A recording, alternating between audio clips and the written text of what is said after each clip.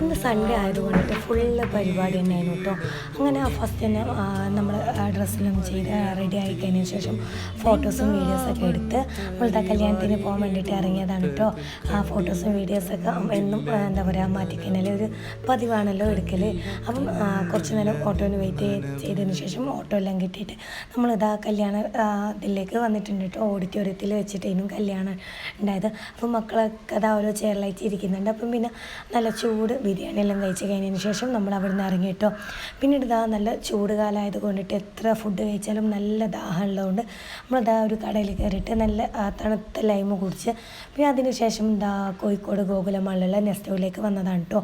എൻ്റെ ഫ്രണ്ടിൻ്റെ ഹൗസ് വാമിങ് ഉണ്ടായിരുന്നു. അപ്പോൾ അവൾക്ക് കൊടുക്കാനുള്ള ഗിഫ്റ്റ് വാങ്ങാൻ വേണ്ടി വന്നതായിരുന്നു.